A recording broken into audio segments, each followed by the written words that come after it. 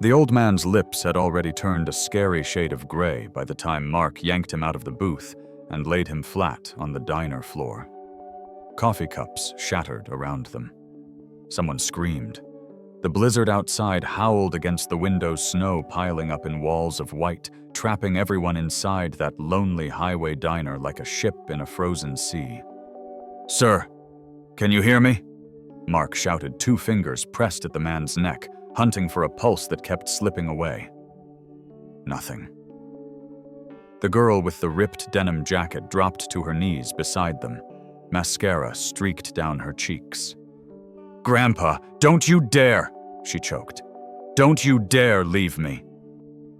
"Back up, kid," Mark said, voice hard now, the way it used to be years ago before the uniform went into a storage bin. "I need room."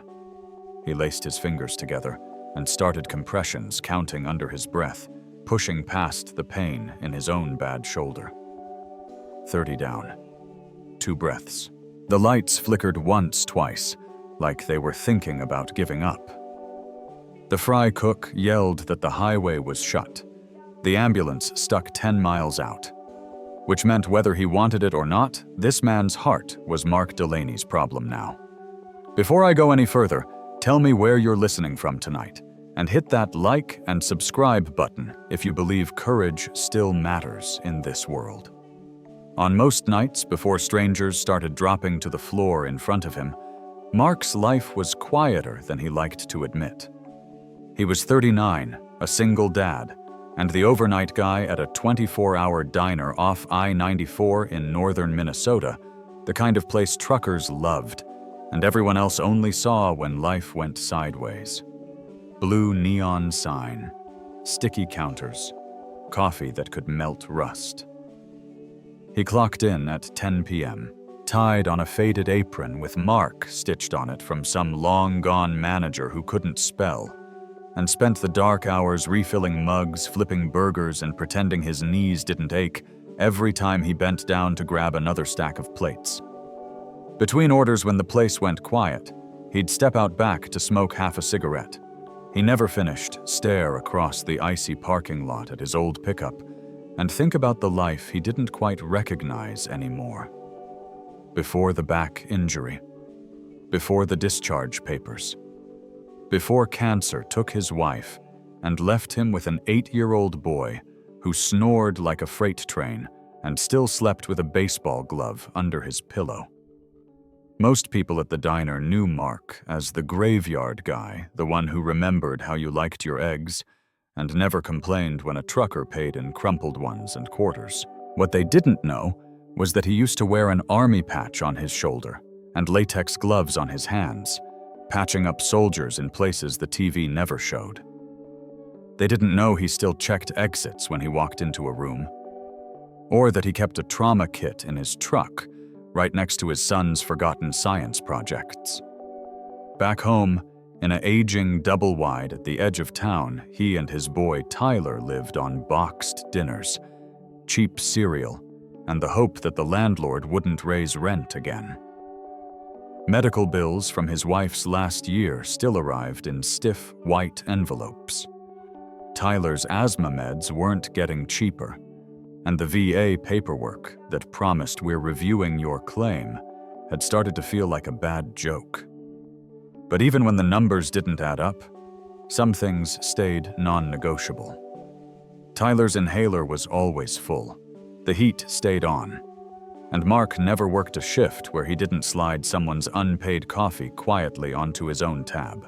That particular night in January, the wind came in sideways, dragging snow across the highway in ghostly sheets.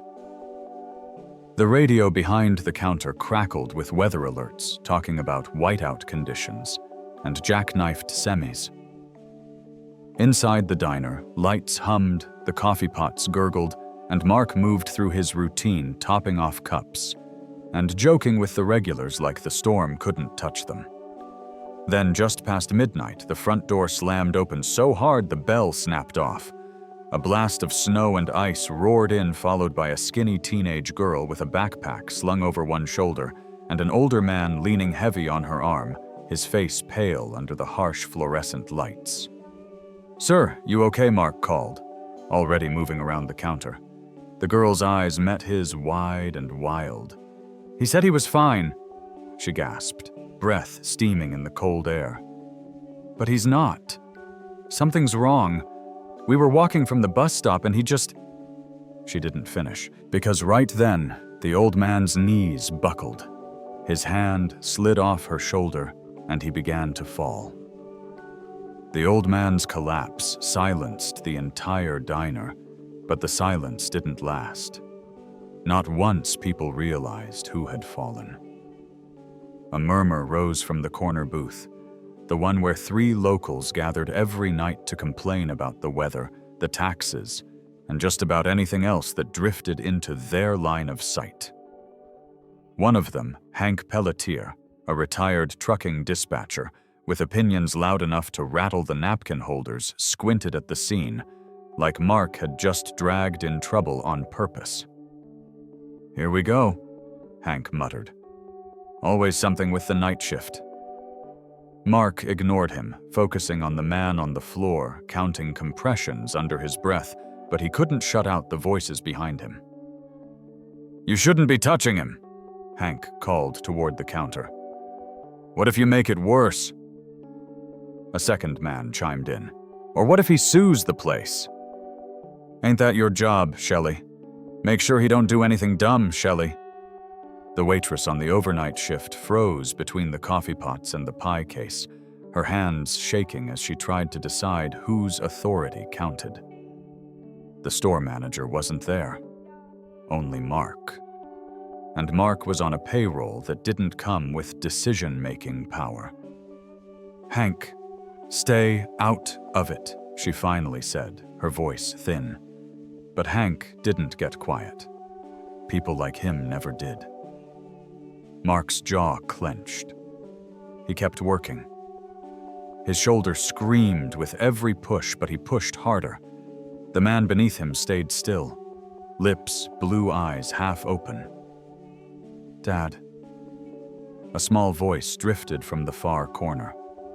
Mark didn't dare turn around, but he knew that voice instantly. Tyler. His son must have woken from the back office cot where he slept on nights the babysitter canceled. The sound of it worried fragile hit Mark harder than the smell of burning oil that always clung to the diner. Tyler stepped closer, barely visible at the edge of Mark's vision. "Dad, is he gonna die?" Mark breathed in deep, willing his voice to be steady. "Go sit down, bud. I got him." Tyler didn't move. He stood in his pajamas and winter boots, trembling, staring at the man on the ground. He was only 8, but his eyes carried more memories than any kid deserved. Hospital rooms, his mother fading, nights when Mark tried to hide tears inside the pantry so his son wouldn't see. Now here he was again, watching someone else slip away. Hank's voice rose. "That kid shouldn't be back here, Shelley. For God's sake, get him out of the way." Mark stopped compressions for the 2 seconds allowed, leaned in, breathed for the injured man, then kept moving. "Shelley," he called between presses, "take Tyler to the counter." But Hank got there first, leaning back in his booth like a judge passing sentence. "You're not trained anymore, Delaney," he said. "If he dies, it's on you." The words cracked something inside Mark he didn't have time to process. He knew what Hank meant. Everyone did. Years ago, before the Army discharge, and before he limped his way into minimum wage work, Mark had been one of the trained ones. A combat medic with steady hands and a stubborn streak that didn't let go of men bleeding in desert sand. But back problems and nerve damage had ended that life early, sending him home with medals he never hung and nightmares he never told anyone about. Hank knew just enough to sound authoritative, and just little enough to be dangerous. "Don't listen to him," the teenage girl cried, her voice cracking. "Please don't stop, mister." She grabbed Mark's sleeve with trembling fingers, desperate pleading. And something in her touch, in that tiny human grip, pushed him through the exhaustion. The fry cook shouted from the pass window, "Dispatch says the ambulance can't get through Whiteout near the county line." That meant 10, maybe 20 more minutes alone. Mark tried to calculate how long he'd been compressing, how long a brain could survive without oxygen, how long his own shoulder would hold. He didn't get the chance. Hank slid out of the booth, lumbered over, and pointed a thick finger toward the teenage girl. "Young lady, he's putting your grandpa at risk by pretending he knows what he's doing." Pretending. The word sliced into Mark deeper than he expected, but the girl's reaction cut deeper. She recoiled. She stared at Mark not in blame, but in fear that Hank might be right. She didn't want to believe it yet. Desperation had a way of making anyone doubt everything. For a heartbeat, her hope wavered. Mark saw it, felt it. And something in his chest, the part he kept fortified behind practical thinking and fatherly grit, quivered. He pressed harder, faster. He whispered under his breath, "Come on, old man, don't do this." But Hank wasn't finished. He leaned closer. "If you cared about your own kid, you'd stop before you cause more harm." That did it. Shelley gasped. The fry cook froze. Even the storm seemed to quiet for a second. Tyler took one shaky step closer, looking up at Mark like the world was tilting again. Like maybe this stranger in a flannel jacket and work boots was right about his dad being nothing more than a broken-down diner worker pretending to matter. Mark wished he could stand up, tower over Hank, shove him back, but he couldn't stop. The only thing between this stranger and death were his hands. "Go sit down, Tyler," he repeated, voice cracking around edges he couldn't hide anymore. This time, Tyler obeyed. His boots squeaked on the tile as he backed away. He didn't cry, but his little chest shuddered with every breath. The teenage girl dropped beside her grandfather again, clutching his coat. "Please," she whispered, looking at Mark with eyes still terrified, but no longer doubting. "Just don't give up." He didn't. He kept going, pushing, breathing, fighting the numbness spreading from his hands up his forearms. Minutes blurred, voices blurred. The world narrowed to a fading pulse he prayed wasn't gone for good. Then the door slammed open again. This time not from the storm. A man in a deputy's jacket barged in snow, caking his shoulders, and shouted, "Back up! EMS is behind me!" Two paramedics stumbled through the door, carrying equipment bags bigger than Tyler. They dropped to their knees beside Mark. "We've got it," one said. "Sir, step aside." Mark's hands finally stopped. His knuckles throbbed. His shoulders felt like they were on fire. He crawled backward on numb legs, letting the professionals take over. The girl sobbed into her coat sleeves. Tyler watched from the counter, pale and small. Hank stepped back, arms folded, acting like he'd been trying to help all along. The lead paramedic snapped defibrillator pads onto the man's chest. Charging, clear, everyone flinched at the jolt. The monitor stayed flat. They tried again. Flat, and again. A blip, then another. A weak line crawled across the screen. "He's got a rhythm," the paramedic shouted. The girl let out a sound halfway between a sob and a prayer and collapsed forward onto her grandfather's blanket-covered legs. One paramedic squeezed a bag mask to keep oxygen flowing. The other secured an IV. Mark sat against the counter, breathing hard, watching the colors slowly return to the old man's face. His vision blurred. Maybe from exhaustion. Maybe from something else he didn't want the room to see. The paramedics lifted the man onto a gurney and rushed him toward the door. The girl ran after them, stumbling through the slush. The deputy followed. And then it was quiet again. Too quiet. Mark closed his eyes for a second. Just one. When he opened them, Hank was standing in front of him. "Look," Hank said, voice stiff. "You meant well, but next time leave it to the people who actually know what they're doing." Mark didn't move, didn't reply. He was too tired to fight, too wrung out to defend himself, too busy watching Tyler out of the corner of his eye, his little boy sitting at the far end of the counter, hugging his knees, trying hard not to meet anyone's gaze. Shelley stepped between them, her face flushed. "Hank, that's enough. I'm just saying." Hank grumbled he doesn't need to play hero. Shelley snapped back. "If he hadn't stepped in, that man would be dead."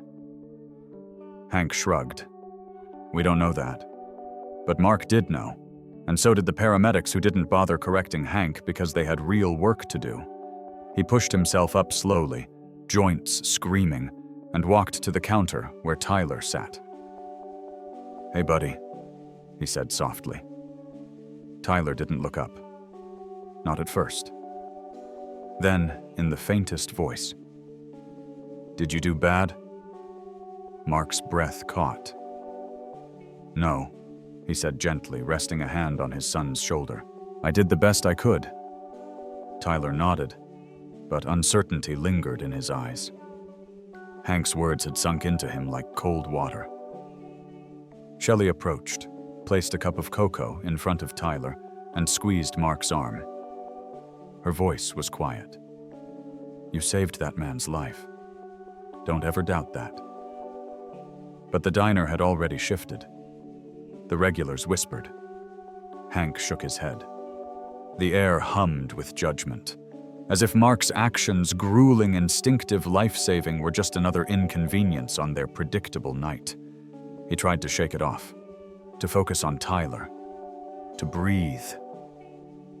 But his hands trembled, betraying what he felt inside.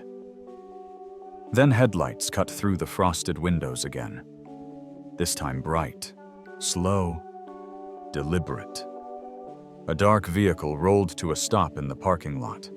Not a patrol car, not an ambulance, a black SUV.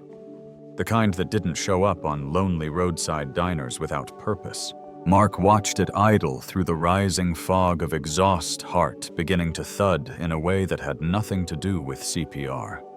Something good or bad was coming, and it was coming straight for him.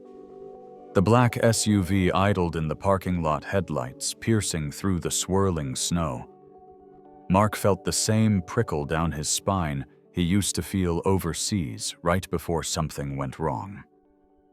He slid a hand toward Tyler, guiding his son gently behind him without making it obvious.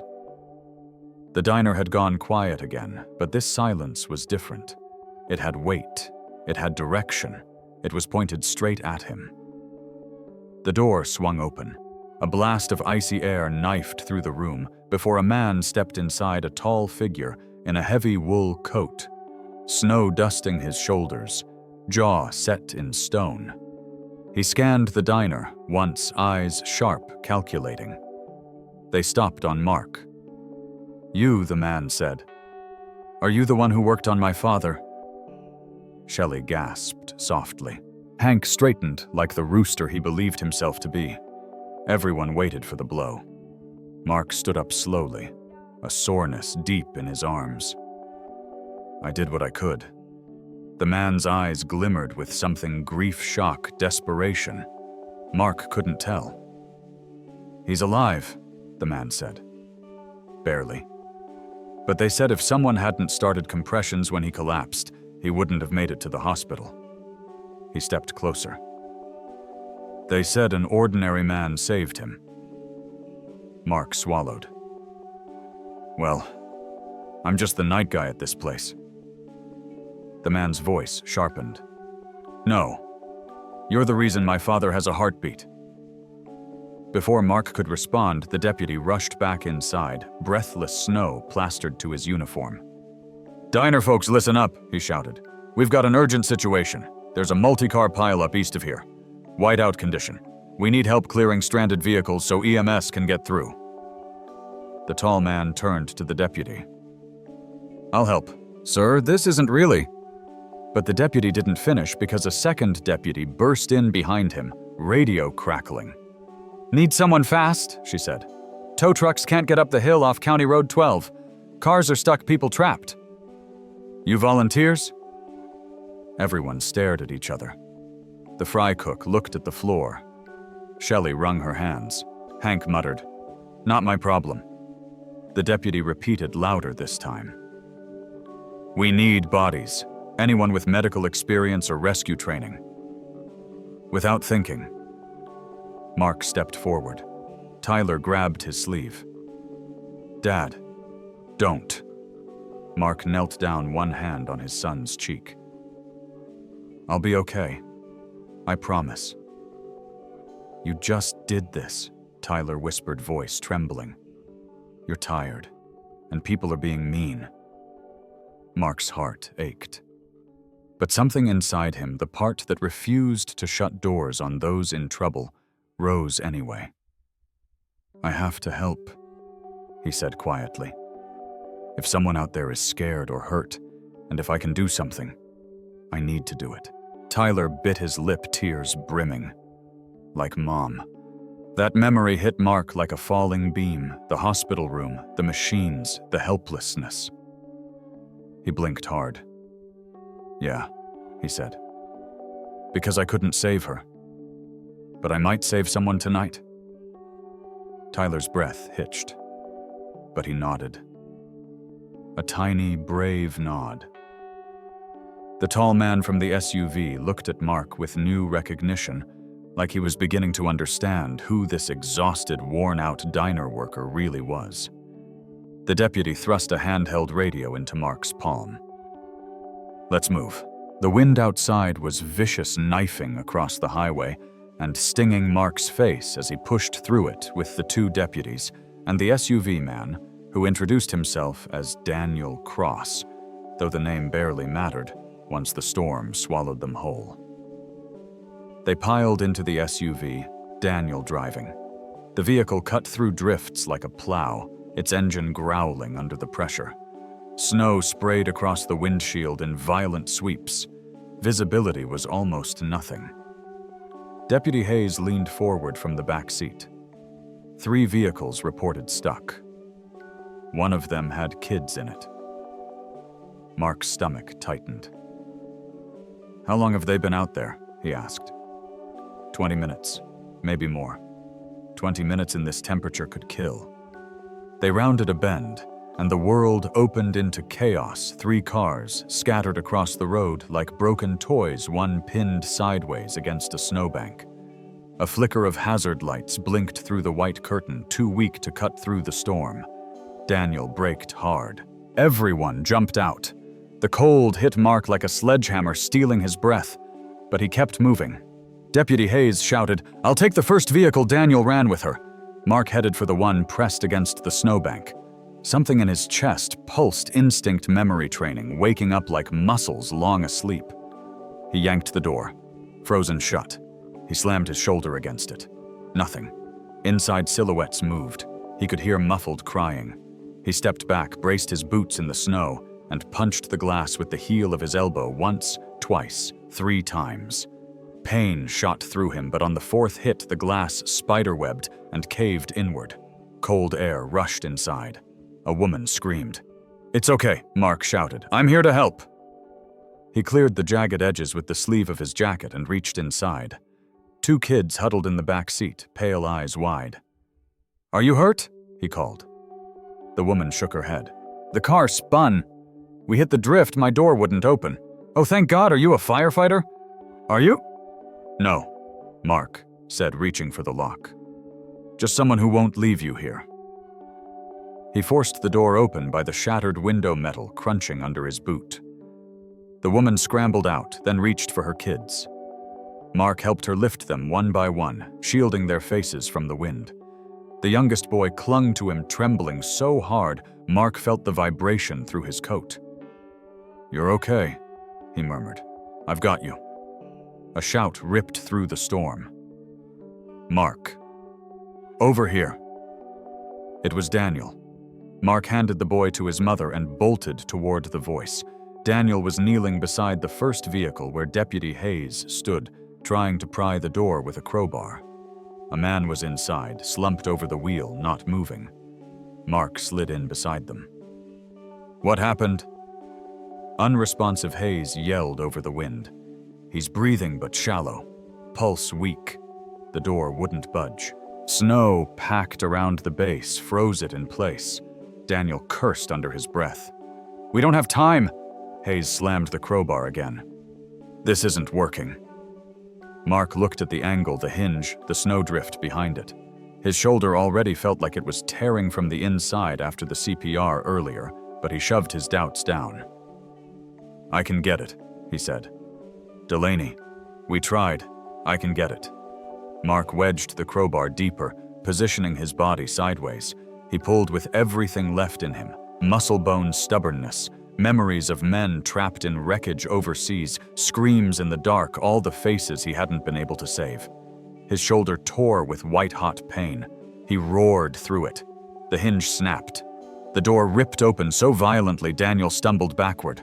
Mark dove inside. The man's breathing was ragged, faint. His lips were blue. Mark tilted his head to check the airway. Pulse is fading. Hayes tossed him a trauma kit. He tore it open with numb fingers, attached a mask, squeezed oxygen into the man's lungs. Snow whipped into the car, chilling everything. "Come on," Mark whispered. "Not tonight. Not after what happened back there." He kept squeezing. One breath. Another. Another. Then, the man coughed weakly. Mark exhaled, shoulders slumping with relief. In the blizzard, Daniel's face shifted from determination to awe. "He's breathing," Daniel said. A moment later, headlights emerged through the storm. EMS had finally caught up. Paramedics rushed the scene, taking over, lifting the man from the car. One paused, looking Mark up and down. "You're the guy from the diner." Mark nodded. "Well," the paramedic said, with a slow, grateful shake of his head. "You're the reason we've still got 2 survivors tonight." 2. Meaning the old man at the diner had made it 2. Mark closed his eyes for half a second, and that was when he heard it. Dad Tyler. He spun around. In the glow of the EMS headlights, Tyler stood at the edge of the road, snow up to his knees, Shelley holding his hand tightly. "Tyler." Mark rushed to him. "What are you doing here?" he insisted, Shelley said, breathless. "Said he wasn't letting you do this alone." Tyler threw himself into Mark's arms, his small voice pressed against Mark's coat. "You didn't do bad, Dad. You did good."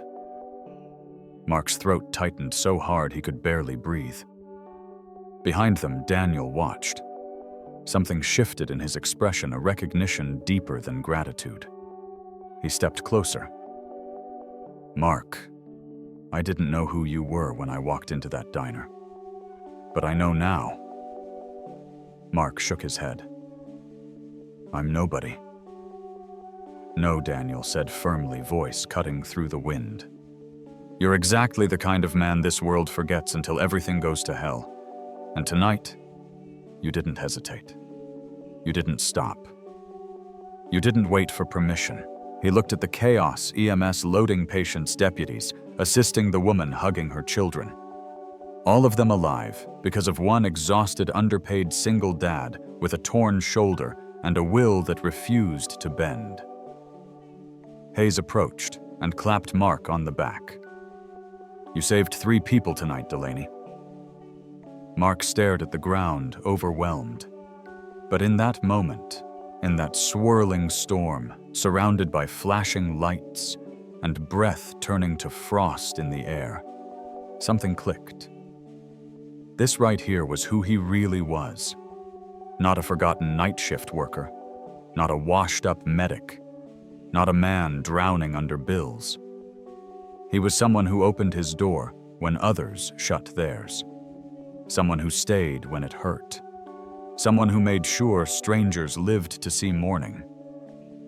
As paramedics loaded the last victim into the ambulance, Daniel turned to Mark, face pale from cold, but eyes burning with certainty. "We're not done," he said. "You and I, we need to talk. Everything in my life changed tonight because of you." Mark blinked. "What do you mean?" Daniel nodded toward the SUV. "I'll explain once we're out of this storm." The wind howled across the highway. The night wasn't over, not by a long shot. And whatever came next, it was barreling straight toward Mark Delaney. The storm finally broke sometime after the last ambulance pulled away. The headlights faded into the night, leaving behind a stretch of highway that looked like a battlefield buried under white. Daniel's SUV idled beside them, its engine ticking and the cold steam rising in soft, ghostly trails. Mark stood there, breathing hard, holding Tyler's hand while Shelley brushed snow from her coat. The deputies spoke quietly into their radio's voices, carrying the exhausted relief of people who knew the line between life and death had been thin tonight. The wind had calmed, but inside the little circle of people who remained, tension still hummed something unfinished, something waiting. Daniel took a few slow steps toward Mark. His breath fogged in front of him, his coat whipping in the breeze. "You didn't just help," he said quietly. "You saved my father, and that man in the car, and you pulled those kids out." His voice tightened. "I saw what you did. I saw how you moved." Mark felt everyone watching him, now the deputies, Shelley, even the woman he'd rescued still hugging her youngest child near her car. Hank wasn't there anymore. He'd slipped away sometime during the chaos, but the memory of his accusations stuck like dried mud on Mark's skin. Daniel looked at Mark the way people stare at something they don't yet understand. "You weren't guessing," he said. "You knew exactly what to do." Mark shrugged, trying to dampen the crackle in the air. "Just basic first aid. Things anyone could do."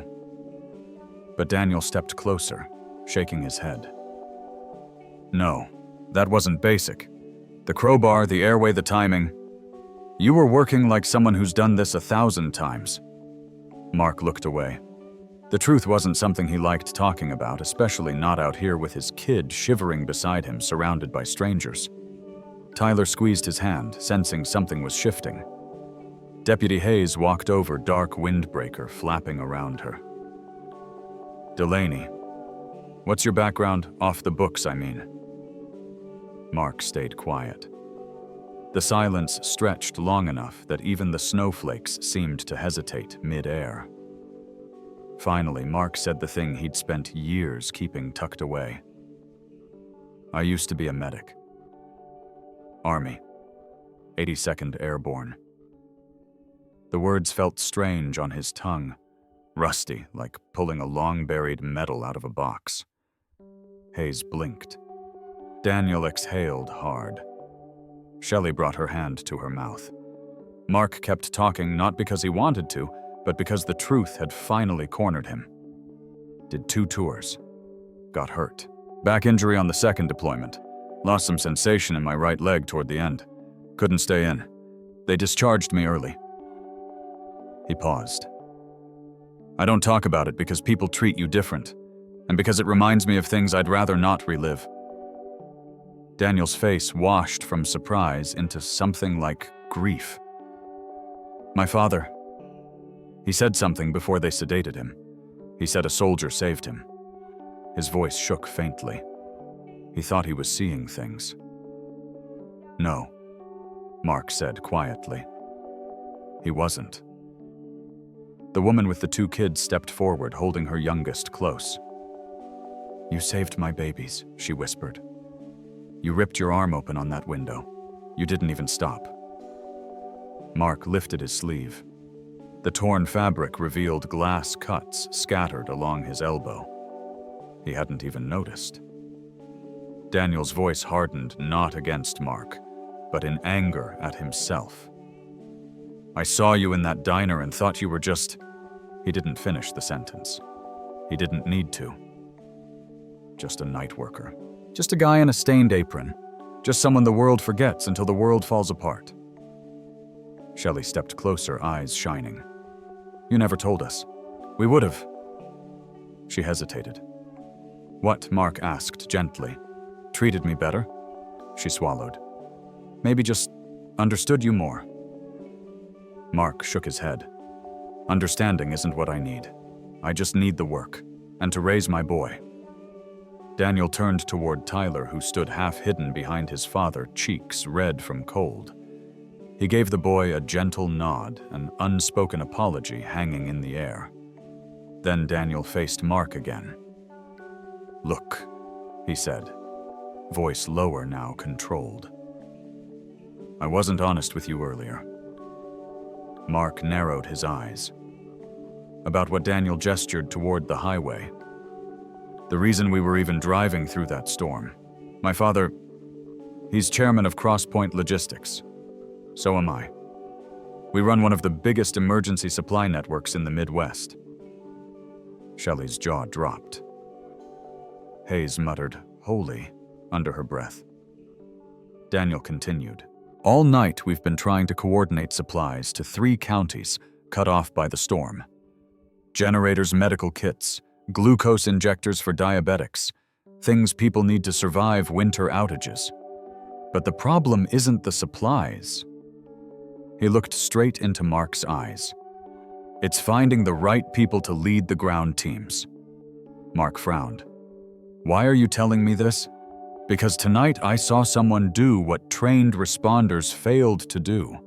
I saw someone act with precision under pressure with no backup in a blizzard moments after performing CPR for nearly 10 minutes. He stepped closer. And he did it after a full shift with an injured shoulder and his kid watching. Daniel took a breath. "And I realized I've been looking for someone like you. Someone who doesn't hesitate when the world tilts." Mark blinked. The words didn't quite land. They drifted around him like bits of snow, unreal. "I'm offering you a job," Daniel said. "Full salary benefits training if you want more certifications. We need team leaders for our rapid response division." He nodded toward the distant lights of the ambulance. "People like you are rare. People who run toward danger without being asked." Hayes glanced at Mark, her expression softening with respect. "He's right, you know." Shelley whispered, almost to herself, "Dang Mark." But Mark didn't respond, because the first thing he did was look at Tyler. His son stood in the snow, breathing little fog bursts into the air, trying to look brave, but not quite managing it. His eyes darted between Daniel and his father, searching for cues. A job with real pay, benefits, a chance to use his training again, a chance to be someone his son knew was strong. But also, nights away from Tyler, uncertain hours, more chaos. Mark felt his stomach twist. I don't know what to say," he murmured. Daniel nodded. "You don't have to decide tonight. But you need to hear one more thing." He took a step closer, lowering his voice to something private, almost reverent. "My father woke up in the ambulance," he said, "just long enough to talk. He said the man who saved him used hands that knew exactly where life was hiding." Daniel swallowed. "He said he hoped he got the chance to meet you, to thank you." Mark closed his eyes, overcome. When he opened them again, the whole world seemed to shift, like the storm had peeled back a layer of ice everyone once believed was solid. People around him weren't looking at a tired man in a cheap jacket anymore. They were looking at someone whose truth had finally surfaced. Shelley stepped forward hesitantly. "I'm sorry, Mark," she said. "I really am. I should have stood up for you harder back in the diner. I should have shut Hank down." Tyler squeezed Mark's hand. She didn't know he whispered. Nobody knew. Mark ruffled his hair. That's life, bud. People don't see what they can't imagine. Daniel's breath fogged between them. They'll see now. The storm around them had settled to nothing more than drifting flakes. The sirens faded far down the road. Something new hung in the air, an opportunity, yes, but also a weight. You have a choice, Daniel continued. You can keep working nights at the diner. Nobody's judging that. Or, he gestured at the broken highway, the rescued families, the tire tracks carved through deep snow. You can step back into who you were, who you still are. Mark looked around at the people whose lives had intersected with his. The mother holding her children. The deputies watching him with respect. Shelley wiping tears from her cheeks. And Tyler, his son, standing tall now, seeing his father fully for the first time. Mark's pulse thudded slow, steady, deliberate. Take your time, Daniel said, backing toward his SUV. But you need to know there's a team waiting for someone like you. And a world of people who won't survive winter storms without hands like yours.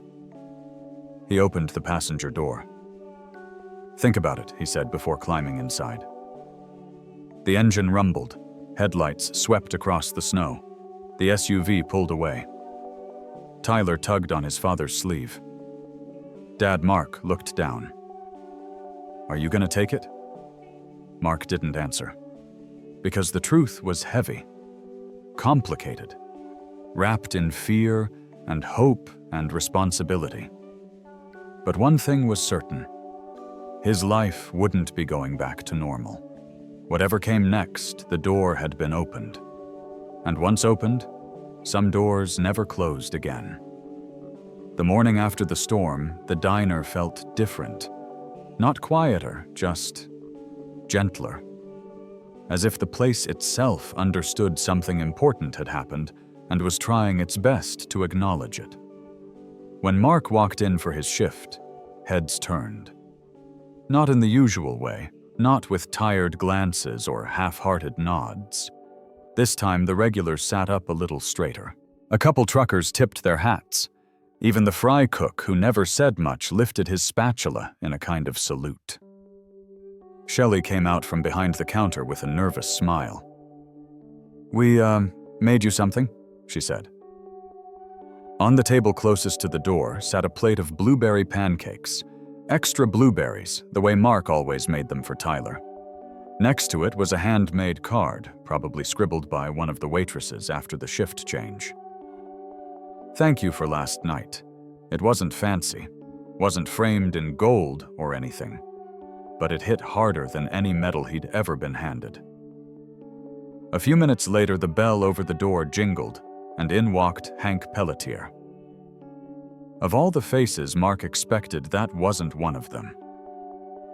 Hank removed his cap, cleared his throat, and stared at the floor like a boy called into the principal's office. I need to say something, Hank muttered. Shelley froze. Even the fry cook stepped out from the pass window. Hank shifted from foot to foot. I ran my mouth last night, said things I didn't know how to take back. His voice cracked slightly. I was wrong. Dead wrong. He swallowed hard, then looked Mark in the eyes for the first time. You're a good man. Better than I ever gave you credit for. And I'm sorry. Mark let the silence sit for a moment before nodding once. It wasn't forgiveness, exactly, but it was enough. Hank nodded back, grateful for ground that didn't crumble beneath him, then headed for his usual booth. Later that afternoon, the diner phone rang. Shelley answered, then turned with a look that said she didn't quite understand what she was hearing. It's for you, she said, handing the phone to Mark. Someone named Cross. Mark pressed the receiver to his ear. Daniel's voice carried through the line, warm and sure. My father wants to see you, Daniel said. He's awake. He asked for you by name. 2 hours later, Mark found himself in a hospital room where machines hummed in quiet, steady rhythm. The old man lay propped against his pillows, tubes resting lightly along his arm. His face was pale, but his eyes were clear. "You," he rasped as Mark stepped closer. "You were the one in the diner." Mark nodded. The old man reached out, gripping Mark's wrist with the faint strength he had. "Thank you," he whispered. "My son told me everything. You gave me another sunrise." Mark didn't trust his voice enough to answer. Daniel pulled a chair closer for him. "I meant what I said last night," he told Mark. "We have an entire emergency response division that needs leadership. The work is real, the impact is real, and we'd be honored to have you." Tyler, sitting in the corner coloring on a cafeteria napkin, looked up with bright, hopeful eyes. "Dad, you can help more people." Mark exhaled slowly. More people. More nights like last night. More chances to use what he thought he'd lost when the army discharged him. "Yeah," Mark said quietly. "I think I can." 3 months later, winter loosened its grip. I-94 buzzed again with trucks and travelers. The snowbanks melted into small rivers running along the road. And the diner, Mark's old station, had a framed newspaper clipping near the register now, "Local Man Saves 3 in Blizzard." The headline sat above a candid photo taken the night of the rescue, Mark carrying a child through the snow, face half hidden under his hood. Whenever customers asked, Shelley pointed at the picture with pride. "He works with the emergency response teams now," she'd say. "Full salary, benefits, even gets to teach field classes." Mark didn't stop by. Often his new job kept him moving across counties, training volunteers, coordinating relief shipments, checking on rural families who needed generators or medical supplies. But once in a while he'd pull in for a coffee and a slice of pie. The regulars treated him differently now. Not like a hero, just like a man whose worth they finally understood. As for Tyler, he carried his father's new ID badge in his backpack like a trophy, showing it off to anyone who'd listen. "That's my dad," he'd say. "He helps people for real." The words stuck to Mark every time he heard them, soft reminders that something inside him had healed the night of the storm.